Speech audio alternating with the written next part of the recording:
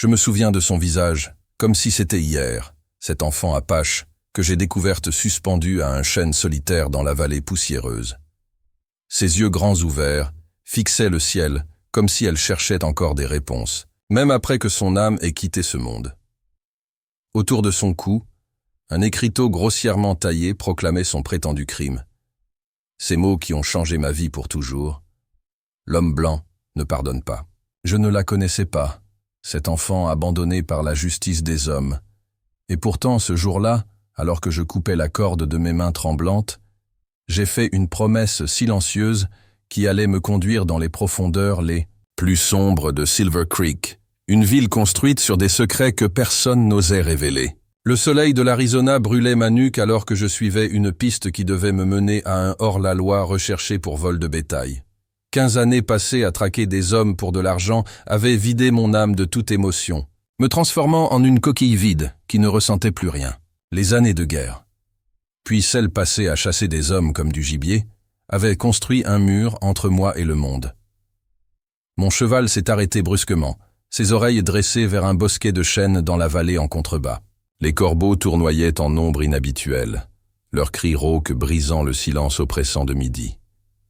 Quelque chose dans ce tableau a réveillé en moi un instinct que je croyais avoir perdu depuis longtemps. La silhouette était visible de loin, se balançant doucement dans la brise légère, comme une poupée de chiffon oubliée par un enfant cruel.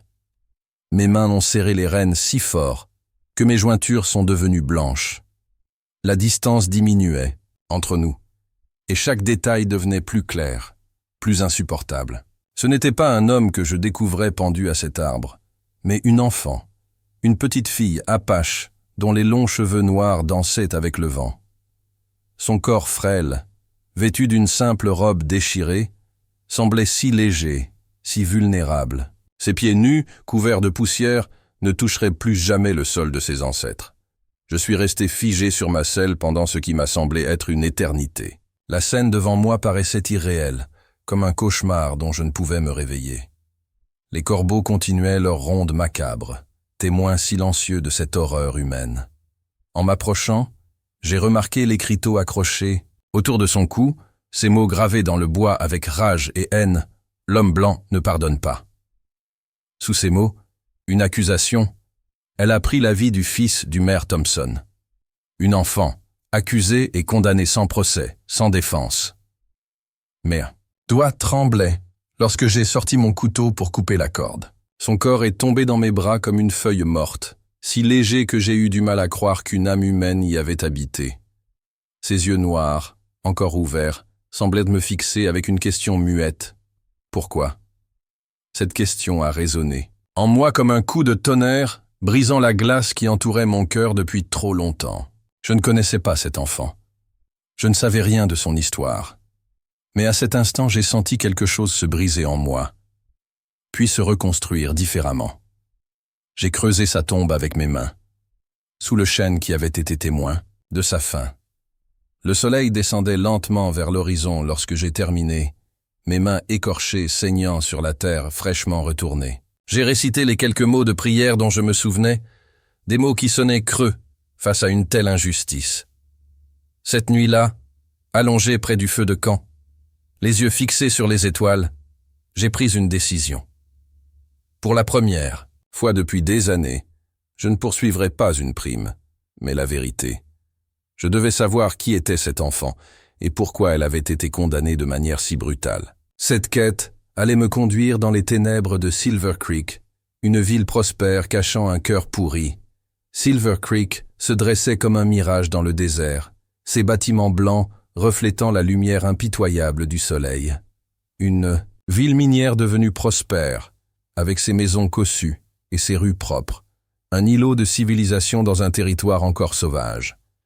Mais je savais désormais que sous cette façade se cachait une obscurité profonde, une ombre qui avait englouti une jeune vie. Le shérif Curtis m'a accueilli avec la méfiance habituelle réservée aux étrangers. Ses yeux fatigués m'ont scruté de haut en bas tandis que je lui présentais ma plaque de chasseur de primes. Je cherchais un fugitif. Ai-je menti? Tout. En observant sa réaction lorsque j'ai mentionné ma découverte macabre dans la vallée. Son visage est resté impassible, mais ses doigts ont trahi sa nervosité. tapotant inconsciemment le bureau en bois usé. Il m'a raconté une histoire bien préparée. L'enfant Apache avait poignardé le fils du maire dans une rage inexplicable. La justice avait été rendue par des citoyens indignés avant que les autorités ne puissent intervenir. Un regrettable incident, mais compréhensible, dans ces contrées encore sauvages. Chaque mot sonnait faux, comme une mélodie discordante. Je l'ai remercié pour ces informations, tout en sachant que je venais d'entendre un tissu de mensonges soigneusement construit. Le saloon était le cœur battant de Silver Creek, un lieu où les langues se déliaient avec suffisamment de whisky. Je me suis installé dans un coin sombre, observant les habitants, écoutant les conversations, cherchant des fissures dans le vernis de respectabilité de cette ville. La serveuse, Maria, une métisse mexicaine aux yeux tristes, m'a apporté un verre en évitant mon regard. Quelque chose dans son attitude m'a intrigué, une peur qui semblait imprégnée dans chacun de ses gestes. Lorsque la salle s'est vidée, tard dans la nuit, elle s'est approchée furtivement de ma table. Sa voix était à peine audible, un murmure tremblant dans la pénombre. La petite s'appelait Naya. Elle travaillait dans la maison du maire comme servante. Elle n'avait jamais fait de mal à personne. Maria s'est tue brusquement lorsque la porte du saloon s'est ouverte, laissant entrer le député du shérif, un homme au regard glacial nommé Hank. Le lendemain, j'ai commencé à explorer la ville, me présentant comme un investisseur potentiel, intéressé par les mines d'argent. Cette couverture m'a ouvert des portes, notamment celle du bureau du maire Thompson, un homme imposant au sourire trop large et aux yeux trop froids. Son bureau était décoré de trophées de chasse et de photographies le montrant avec des personnalités importantes du territoire. Une image particulière a attiré mon attention. Le maire, en compagnie d'officiers de l'armée et d'hommes en costume devant un convoi de chariots. Une expédition commerciale, a-t-il expliqué avec un geste désinvolte. Le fils du maire était absent, encore convalescent suite à une mauvaise chute de cheval selon son père. Une explication qui contredisait directement celle du shérif. Le mensonge se tissait de plus en plus serré autour de cette ville. La nuit, je me suis faufilé jusqu'à la modeste demeure de Maria, à la périphérie de la ville. Ses yeux s'élargirent de terreur en me voyant, mais elle m'a finalement laissé entrer, après s'être assurée que personne ne m'avait suivi. Les mots sont sortis d'elle comme un torrent longtemps contenu. Naya n'était pas la seule. D'autres enfants, principalement des natives ou des métisses, disparaissaient régulièrement de la région. Certaines étaient envoyées dans des maisons closes de villes lointaines. D'autres servaient dans les demeures des notables de Silver Creek, dans des conditions proches de l'esclavage. Maria tremblait, en parlant, serrant contre elle une petite poupée de chiffon. Cette poupée appartenait à sa propre fille, disparue 2 ans auparavant. Les autorités avaient à peine cherché, concluant à une fugue ou à une attaque de coyotes. Ce soir-là, dans cette humble cabane, j'ai commencé à entrevoir l'ampleur du mal qui rongeait Silver Creek. Ce n'était pas simplement l'histoire d'une injustice isolée, mais un système entier basé sur l'exploitation des plus vulnérables, protégés par ceux-là même qui étaient censés faire respecter la loi. Avant de partir, Maria m'a confié un médaillon en argent qu'elle avait trouvé dans les affaires de Naya, un bijou simple orné d'un symbole apache. Ce médaillon allait devenir le fil conducteur de mon enquête, me menant vers des révélations encore plus sombres que je ne pouvais l'imaginer. Le médaillon de Naya m'a conduit à la réserve apache, située à 3 jours de cheval de Silver Creek. Un lieu désolé où un peuple fier avait été relégué sur des terres arides, surveillé par des soldats au regard méprisant. Le chef Nantan m'a reçu avec une méfiance compréhensible, ses yeux fatigués témoignant des souffrances endurées par son peuple. Lorsque j'ai montré le médaillon, un silence pesant est tombé sur le tipi. Le vieil homme l'a pris dans ses mains ridées, le serrant comme un trésor inestimable. Ce symbole appartenait à la lignée des guérisseurs de la tribu. Naya était sa petite fille, enlevée lors d'une expédition de chasse 2 ans auparavant. La voix du chef se brisait en me racontant comment ils avaient cherché l'enfant pendant des mois, jusqu'à ce qu'un commerçant leur apprenne qu'une jeune Apache travaillait dans la maison du maire de Silver Creek. Les autorités avaient refusé de les écouter, les menaçant même d'arrestation s'ils s'approchèrent de la ville. Ce que le chef m'a révélé ensuite a fait frissonner mon âme endurcie. Naya n'était pas la seule. Des dizaines d'enfants de la tribu avaient disparu ces dernières années. Les autorités parlaient de fugues, de maladies, ou accusaient même les Apaches de sacrifier leurs propres enfants lors de rituels barbares, alimentant la haine des colons envers eux. Un ancien guerrier, Takeom, s'est approché, son visage marqué par des cicatrices anciennes. Lui aussi avait perdu une fille, et ses recherches l'avaient mené à une piste troublante. Les disparitions coïncidaient avec les visites régulières de convois militaires transportant prétendument des fournitures pour les forts frontaliers. Ces convois s'arrêtaient toujours à Silver Creek avant de poursuivre leur route vers le sud, vers la frontière mexicaine. Takeom avait suivi l'un d'eux, découvrant que leur véritable destination n'était pas un fort, mais une hacienda isolée appartenant à un riche propriétaire terrien mexicain, connu pour ses soirées extravagantes attirant des hommes puissants des deux côtés de la frontière. Le guerrier Apache avait été capturé et torturé, mais avait réussi à s'échapper. Personne n'avait cru son histoire. Trop invraisemblable, trop horrible pour être accepté. Les enfants disparus étaient vendus comme des marchandises à des hommes riches et puissants, sous la protection de l'armée et des autorités locales. Je suis resté dans la réserve pendant 2 jours, écoutant les témoignages des familles brisées, recueillant des preuves que personne n'avait daigné entendre. Un réseau complexe se dessinait, impliquant non seulement le maire et le shérif de Silver Creek, mais aussi des officiers de l'armée, des hommes d'affaires et même un juge fédéral. La nuit avant mon départ, une vieille femme m'a approché, la grand-mère de Naya.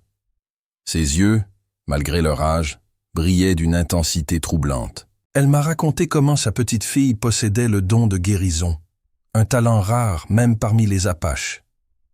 Naya pouvait sentir le mal dans une personne, comme une maladie invisible aux autres. La vieille femme m'a confié une vision qu'elle avait eue. Naya n'avait pas tué le fils du maire par haine ou colère, mais pour se défendre, et peut-être pour défendre d'autres enfants. Dans sa vision, elle avait vu sa petite fille face à un mal si grand qu'elle avait dû choisir entre sa propre survie et celle de son âme. En quittant la réserve, j'étais porteur non seulement de la vérité sur Naya, mais aussi du fardeau de toutes ces familles brisées qui attendaient une justice que personne ne semblait vouloir leur accorder. Le médaillon Apache pesait lourd contre ma poitrine, comme un rappel constant de ma promesse silencieuse. De retour à Silver Creek, j'ai commencé à observer les mouvements du maire et de ses associés, avec une attention renouvelée. Chaque semaine, des réunions se tenaient dans l'arrière-salle du saloon, rassemblant les notables de la ville et des visiteurs réguliers, dont un capitaine de l'armée nommé Fletcher. Lors d'une de ces soirées, j'ai réussi à m'introduire dans la maison du maire, profitant de son absence. Dans son bureau, caché dans un compartiment secret de son bureau, j'ai découvert un registre contenant des noms, des dates et des sommes d'argent. Une comptabilité macabre du commerce le plus abject qui soit. Parmi ces noms figurait celui de Naya, et à côté, une note écrite de la main du maire, dangereuse, connaît trop de choses, éliminée. Mon sang s'est glacé en lisant ces mots, la confirmation brutale de ce que je soupçonnais déjà. Ce n'était pas un acte de justice que j'avais découvert ce jour-là sous le chêne solitaire, mais un meurtre calculé pour protéger un secret, trop lucratif pour être révélé. Face aux ténèbres armées de ces preuves, j'ai pris la décision la plus dangereuse de ma vie. Je ne pouvais pas m'adresser aux autorités locales, complices de ces crimes. Je devais trouver un moyen de briser ce réseau de l'intérieur, en commençant par le maillon le plus faible de cette chaîne de corruption. Ce maillon était Edwin, le fils du maire, prétendument blessé par Naya. Selon les rumeurs, il se remettait dans une cabane de chasse appartenant à la famille, dans les collines au nord de la ville. Si quelqu'un connaissait la vérité sur ce qui était arrivé à Naya, c'était lui. La cabane était gardée par 2 hommes, mais des années de traque m'avaient enseigné la patience et la discrétion. J'ai attendu la relève de minuit, profitant de ce bref moment de vulnérabilité pour m'introduire dans la demeure rustique. Edwin Thompson n'était pas comme je l'imaginais. Loin d'être le jeune homme robuste que suggéraient les photographies dans le bureau de son père, il était pâle et émacié, son regard hanté par des démons invisibles. Une large cicatrice barrait son cou, une blessure récente qui n'avait rien à voir avec une chute de cheval. Il a sursauté en me voyant mais n'a pas appelé à l'aide. Quelque chose dans son regard suggérait qu'il attendait cette confrontation, peut-être même qu'il l'espérait. Sa voix était faible, presque un murmure, comme si parler lui demandait un effort considérable. Son récit a confirmé mes pires craintes, tout en ajoutant des nuances que je n'avais pas anticipées. Edwin n'était pas le monstre que j'avais imaginé, mais une autre victime de son père. Élevé dans le luxe et la cruauté, il avait été initié dès son adolescence aux activités sordides de son père, d'abord comme témoin, puis comme participant réticent. Naya avait été amenée dans leur maison après avoir été enlevée de sa tribu. Son don de guérison avait attiré l'attention du maire, qui pensait pouvoir la vendre à prix d'or à un collectionneur de curiosités humaines. Mais la jeune, Apache avait vu à travers les masques de respectabilité, reconnaissant le mal qui habitait ces hommes. Edwin, touché par la dignité et le courage de l'enfant, avait commencé à la protéger subtilement, lui apportant de la nourriture supplémentaire, allégeant ses corvées. Un lien s'était formé entre eux, une alliance fragile contre la cruauté ambiante. Le drame s'était noué lors d'une soirée où des acheteurs potentiels étaient venus examiner la marchandise, des enfants destinés à être vendus lors de la prochaine expédition. Naya avait tenté de s'enfuir avec 2 autres enfants plus jeunes. Edwin les avait aidés, mais ils avaient été découverts. Dans la confusion qui avait suivi, Naya avait saisi un couteau de cuisine pour défendre les plus jeunes. Elle avait blessé Edwin au cou, une blessure qu'il considérait comme méritée, avant d'être capturé par les hommes du maire. Les 2 autres enfants avaient réussi à s'échapper, mais avaient probablement péri dans le désert. Le maire, furieux de la trahison de son fils et craignant que Naya ne révèle leurs opérations si elle retournait à sa tribu, avait organisé son exécution sommaire. Un avertissement pour les autres et une punition pour son fils rebelle, condamné à vivre avec sa culpabilité dans cette cabane isolée, surveillée jour et nuit. Edwin pleurait en terminant son récit, des larmes silencieuses coulant sur ses joues creuses. Il m'a supplié de mettre fin à tout cela, de révéler au monde les horreurs qui se cachaient derrière la façade respectable de Silver Creek. Il était prêt à témoigner, à risquer sa vie pour que justice soit rendue. Non. Seulement pour Naya, mais pour tous les enfants victimes de ce réseau. J'ai quitté la cabane avec un plan en tête et un allié inattendu. La vérité que je portais était comme un feu qui menaçait de tout consumer sur son passage, moi y compris. Mais pour la première fois depuis des années, je ressentais une détermination qui dépassait la simple survie, un but qui donnait un sens à toutes ces années d'errance. Le lendemain, j'ai envoyé des messages à des personnes clés, des gens que je savais intègres et au-dessus de tout soupçon, un juge fédéral connu pour son incorruptibilité, un journaliste du Chicago Tribune à la recherche d'un grand scandale, et de manière plus risquée, le chef Nantan, dont le peuple méritait de connaître la vérité sur le sort de leurs enfants disparus. La confrontation finale approchait, et avec elle, la possibilité de ma propre fin. Mais étrangement, cette perspective ne m'effrayait plus. Les yeux de Naya me hantaient chaque nuit, non pas comme une accusation, mais comme un appel à être meilleur que je ne l'avais jamais été. Le convoi militaire est arrivé à Silver Creek exactement comme Takeom l'avait prédit. 6 chariots escortés par une 12aine de soldats sous le commandement du capitaine Fletcher. J'observais depuis le toit du saloon, invisible dans l'obscurité naissante. Les préparatifs pour le transfert des enfants avaient commencé dès l'aube, 7 jeunes âmes arrachées à leur famille, nettoyées et habillées pour être présentées à leurs futurs propriétaires. Parmi eux se trouvait la fille de Maria, retrouvée dans une ferme isolée où elle avait été cachée en attendant le prochain convoi. Le plan que j'avais élaboré avec Edwin était risqué, dépendant de nombreux facteurs que nous ne pouvions contrôler. Mais c'était notre seule chance de démanteler ce réseau en une seule action décisive, en s'assurant que toutes les preuves seraient exposées simultanément, ne laissant aucune possibilité de dissimulation. Edwin avait convaincu son père qu'il était prêt à reprendre sa place dans l'entreprise familiale, prétendant que son séjour forcé dans la cabane lui avait fait comprendre l'importance de la loyauté. Le maire, bien que méfiant, était trop pragmatique pour refuser cette réconciliation qui renforçait sa position. La réunion finale avant le départ du convoi se tenait dans la grande salle de la maison du maire, rassemblant tous les acteurs de cette sinistre entreprise, le shérif et ses adjoints, le capitaine Fletcher et ses officiers, les notables de la ville impliquée dans le trafic, et même le juge Holloway, qui fournissait la protection légale nécessaire. Caché dans une pièce adjacente avec Maria, j'écoutais les conversations, les discussions froides sur les prix, les destinations, les préférences des acheteurs. Ces hommes respectables parlaient d'enfants comme de bétail, sans la moindre trace de remords ou d'humanité. Au signal convenu, Edwin a introduit le sujet de Naya, demandant nonchalamment si d'autres enfants avaient montré des signes de résistance similaires. Son père, mis en confiance par l'apparente conversion de son fils, s'est lancé dans une tirade sur la nécessité d'éliminer rapidement les éléments problématiques pour protéger l'entreprise. Ce fut le moment que nous attendions. Les portes se sont ouvertes, laissant entrer le juge fédéral Wallace, accompagné d'agents fédéraux et de soldats loyaux qu'il avait personnellement sélectionnés. Dans la confusion qui a suivi, plusieurs hommes ont tenté de s'enfuir ou de détruire des documents, mais nous avions anticipé ces réactions. Le maire Thompson, comprenant qu'il était piégé, a sorti un revolver et visé son propre fils, le traître qui avait orchestré sa chute. Je me suis interposé, recevant la balle destinée à Edwin dans l'épaule. La douleur était intense, mais pas aussi dévastatrice que la rage qui déformait le visage de cet homme que la ville entière respectait et craignait. Les heures qui ont suivi ont été chaotiques, les arrestations se succédant, les perquisitions révélant l'ampleur du réseau qui s'étendait bien au-delà de Silver Creek.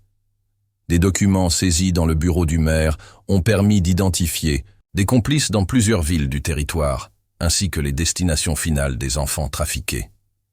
Ma blessure, bien que douloureuse, n'était pas mortelle. Allongé sur un lit de l'hôtel, je regardais par la fenêtre l'agitation qui régnait dans les rues de Silver Creek.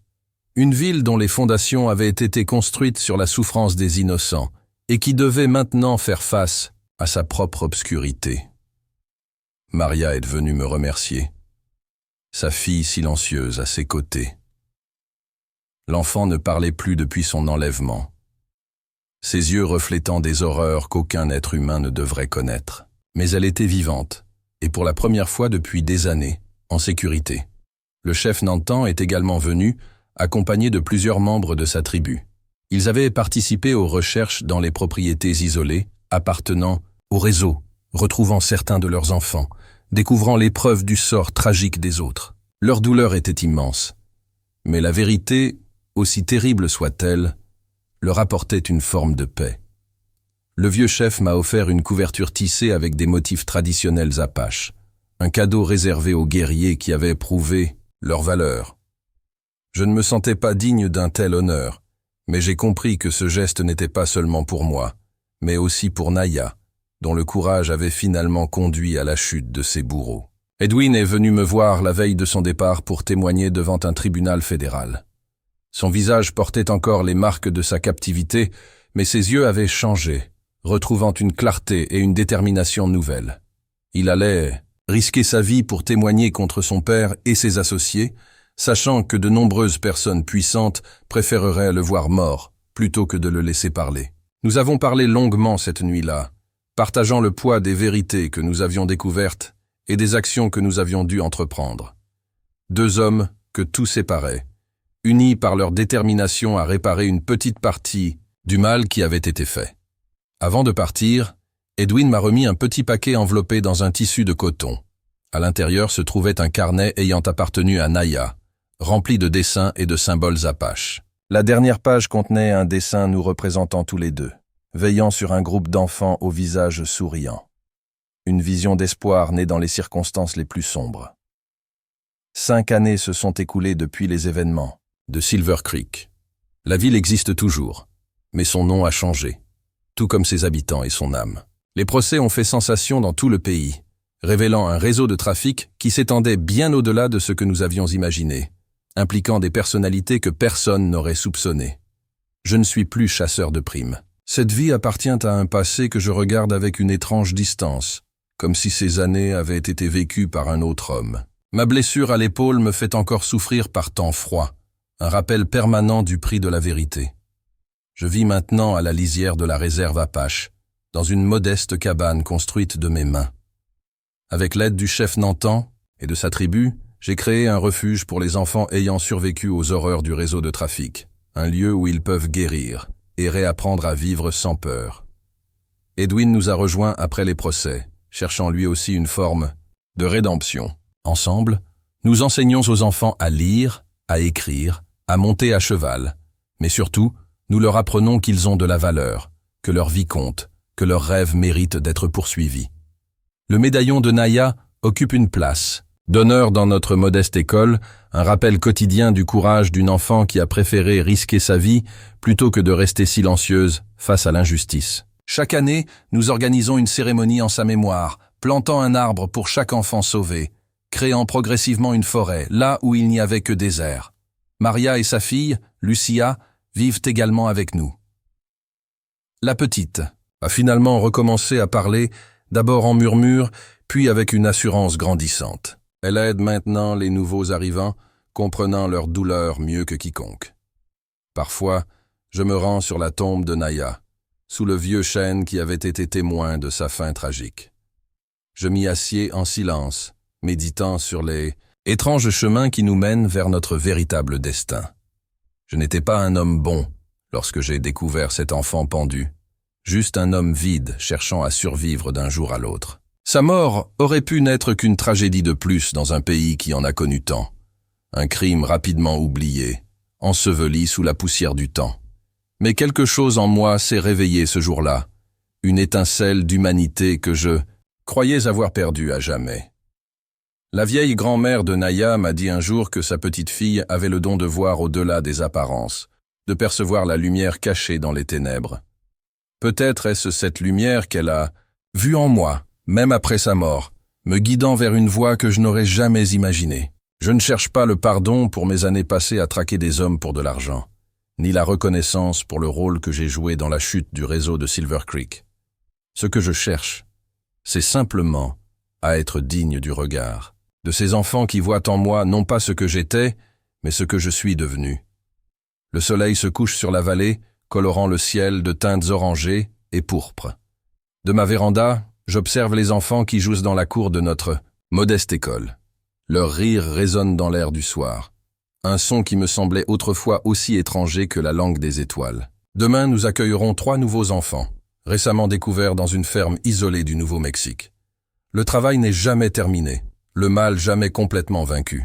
Mais chaque vie sauvée est une victoire contre les ténèbres. Chaque enfant qui retrouve le sourire est une preuve que même les nuits les plus sombres finissent par céder à l'aube. Et dans ces moments de doute qui me visitent encore parfois, je me souviens des yeux de Naya, de cette question muette qu'il posait. Pourquoi? Ma réponse, je la vis chaque jour, dans chaque action, dans chaque enfant qui apprend à nouveau à faire confiance, à espérer, à rêver.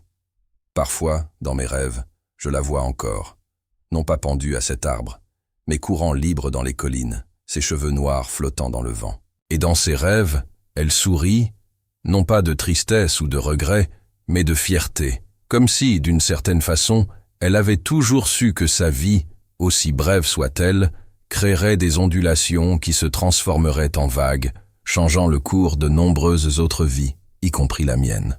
C'est là, peut-être, la véritable justice, non pas seulement la punition des coupables, mais la transformation des témoins, l'éveil des consciences, la naissance d'un monde un peu meilleur que celui qui était.